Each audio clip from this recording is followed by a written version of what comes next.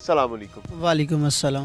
فہیم، کیا ہوا، کیا کرنے گئے تھے، کڈنیپ کیسے ہوئے، ایک ملک سے اغوا کر کے آپ کو برما کیسے لگیا گیا، برما لے جا کر آپ لوگوں کے ساتھ کیا سلوک ہوتا رہا، برائے کرم یہ تمام چیزیں بتائیے تاکہ جو پاکستانی وہاں پر پھنسے ہوئے، اللہ تعالیٰ نے آپ پر کرم کیا، آپ کے والد نے آپ پر ایک بار بھیجنے کے لیے پیسے بھرے، پھر اس سے زیادہ پیسے آپ کو واپس منگوانے کے لیے، ہمیں بتایا گیا تقریباً 30 لاکھ روپے آپ کو صرف واپس بلانے کے لیے دینا پڑا ہے مختلف مد میں۔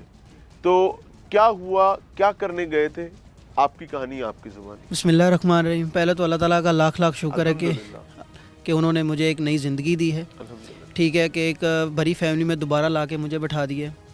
سوال یہی، آپ کو سرکار واپس لائی ہے نہیں میں یا آپ کی فیملی؟ فیملی، گورنمنٹ کہیں نہیں تھی؟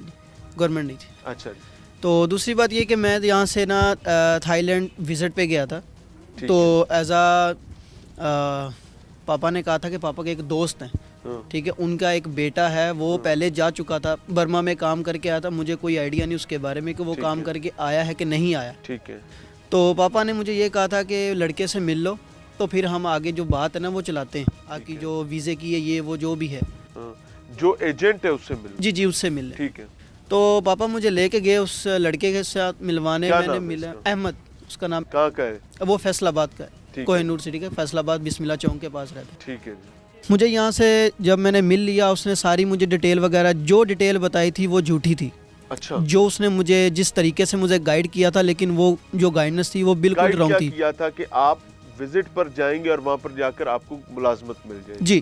ملازمت کس کمپنی میں بتائی؟ ملازمت اس نے مجھے یہ کہا تھا کہ آپ کو نا ایک کال سینٹر میں لے کے جایا جائے گا، کمپنی کی رہائش ہوگی، کھانا پینا کمپنی کا ہوگا، ٹکٹ کمپنی کی ہوگی، سب کچھ کمپنی کا ہوگا، آپ کو ایئرپورٹ سے بھی کمپنی پک کرے گی، آپ کو جو آپ کا ویزا ایکسٹینڈ ہے وہ بھی کمپنی ہی کروائے گی، لیکن یہ سب کچھ رانگ ہے، سب کچھ غلط ہے، وہاں پہ ایسا کچھ بھی نہیں ہے۔ اچھا، ٹھیک ہے۔ وہاں پہ جب میں تھائی لینڈ پہنچا، پہلے تو بینکاک، تھائی لینڈ جانے کا سارا بندوبست اس نے کیا؟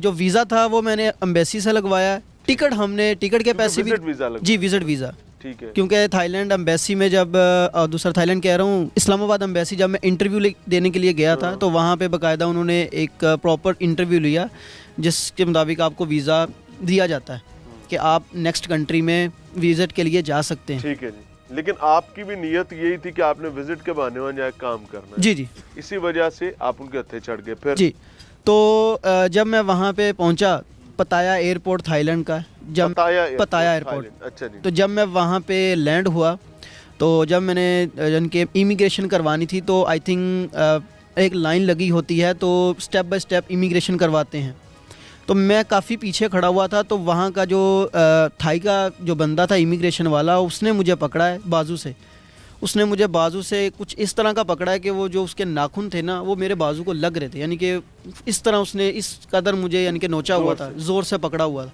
اور وہ مجھے نا ایک خفیہ سا روم ہے وہاں پہ لے گیا، جیسے کہ فار ایگزامپل کوئی بندہ پکڑتے ہیں امیگریشن والے، یہ ہو گیا چرس وغیرہ اس طرح کی جو پکڑتے ہیں نا، یہ والا، وہاں لے گئے۔ تو وہاں اس نے مجھے سمپل سی ایک بات کی ہے کہ آپ کا پاسپورٹ کدھر ہے، تو میں نے اس کو پاسپورٹ دیا، اس نے مجھ سے کوئی کوسچن نہیں کیا، اس نے کچھ نہیں پوچھا، اس نے اسٹیمپ پکڑی ہے، اور اسٹیمپ لگائی ہے پاسپورٹ پہ، اسٹیمپ لگانے کے بعد اس نے پاسپورٹ مجھے دیا ہے، اور مجھے پھر اسی طرح ہی جیسے مجھے پہلے پکڑ کے لے کے آیا تھا ویسے ہی پکڑا اور گاڑی میں دھکیل دیا۔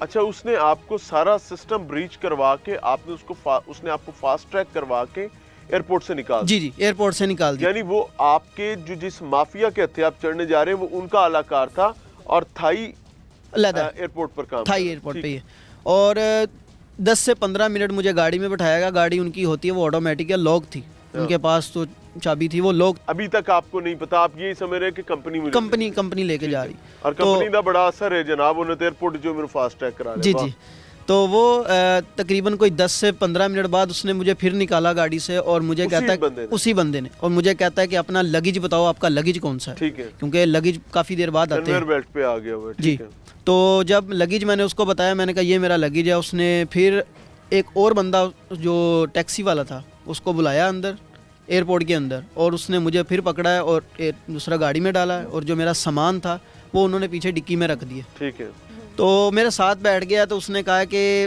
پاسپورٹ دو، वही शख्स? वही शख्स। ठीक है, उसकी कोई तस्वीर है आपके पास? जी मैंने तस्वीर है मेरे पास।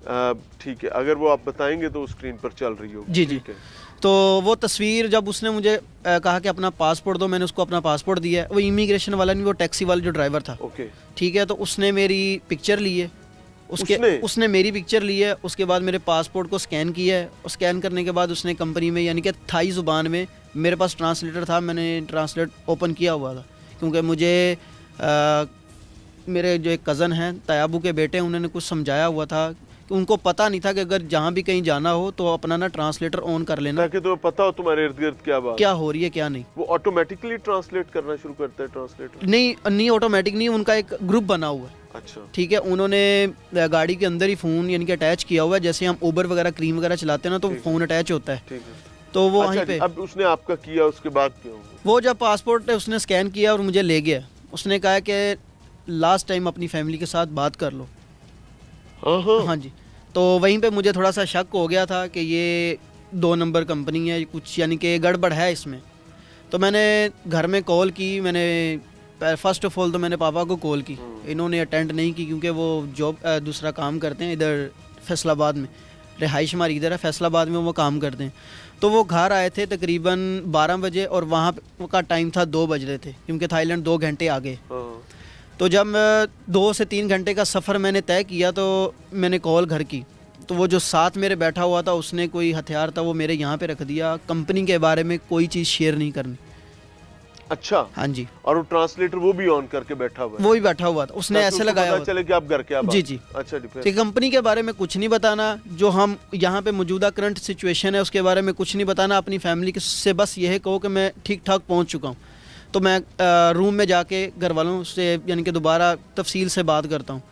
तो मुझे तो पता नहीं था कि ये क्या है क्या नहीं, मुझे तो बस एजेंट ने यही कहा था कि आपकी जो कंपनी है ना वो थाईलैंड के अंदर है, नॉट अब बर्मा के अंदर नहीं है। मुझे बर्मा का उसने कुछ जिक्र भी नहीं किया, थाईलैंड के अंदर उसने कहा था, बीच के पास है बताया। यानी कि मेरे जो होटल रूम बुकिंग है ना उसके ऊपर लिखा हुआ था 8.5 किलोमीटर, यानी कि एयरपोर्ट से इतने दूर आपका होटल है, 8 किलोमीटर दूर इतना होटल है। आपने वहाँ पे 10 दिन स्टे करना है। वो मेरे पास सारा कुछ पड़ा हुआ है, पिक्चर्स वगैरह, ये वो बुकिंग भी पड़ी हुई है, टिकट्स भी पड़ी हुई हैं। 4 घंटे की मुसाफत चल रही, 4 घंटे मैंने सफ़र किया, 4 घंटे मैंने सफ़र किया। वहाँ पे मैंने ना, मेरे कज़न का फ़ोन है, मुझे कहता है कि किधर है तुम?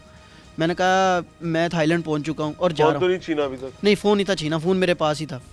तो मुझे कहता है कि यहाँ पे तेरे आसपास कौन है? मैंने कहा एक ड्राइवर और एक मेरे साथ बैठा हुआ है। तो उसने कहा वो सुन तो नहीं रहा। 2 बंदे आपके साथ थे? जी 2 बंदे थे। तो उसने कहा सुन तो नहीं रहा। मैंने कहा उनको पंजाबी ज़ुबान समझ नहीं आती। तो उसने कहा कि साइड पे होकर ना मेरी कॉल सुन ले। फिर उसने मुझे ऑडियो कॉल की, पहले मैं घर वालों के साथ वीडियो कॉल कर रहा था, तो फिर उसने मुझे ऑडियो कॉल की। उसने मुझे सारा बायोडाटा समझाया। तो फिर उसको मैंने बोला कि ड्राइवर को बोला, मैं स्टॉप द कार, मुझे भूख लगी है, मुझे कुछ खिला दें। तो उसने रात तकरीबन कोई 3:30 बजे का टाइम था वहाँ का। तो लेकिन 2 बजे तो आपका जहाज़ लैंड किया? नहीं 9 बजे लैंड किया, 9 बजे लैंड किया। तो वो अंदर गए हैं कुछ मार्ट से चीज़ें लेने, दोनों ही चले गए हैं, वो ड्राइवर भी और जो साथ में बैठा था। आपको नहीं पता? मुझे नहीं था पता, नहीं मुझे नहीं था पता। तो मुझे कज़न ने बोला कि भागो। मैं वहाँ से गाड़ी से निकला हूँ और एक जो बंदा था वो देख रहा था मुझे नहीं था पता कि वो मुझे देख रहा है। तो जब मैं गाड़ी से निकला हूँ, दरवाज़ा मैंने ओपन किया तो मैं थोड़ा सा साइड पे होने लगा, उसने पीछे से मेरे सर पे कोई चीज़ मारी, मुझे नहीं पता कि वो क्या चीज़ है, मैं नीचे गिर गया। तो उसके बाद उन्होंने गाड़ी से ना इतना सा एक स्प्रे सा निकाला, वो मेरे ऊपर 2 दफ़ा यानी कि स्प्रे किया। और मैं ऐसे हूँ कि एक डिस्पोजेबल पर्सन बैठा हूँ, ना इधर देख सकता हूँ ना इधर देख सकता। होश में आप हैं, होश में आप रिस्पॉन्ड नहीं कर सकता।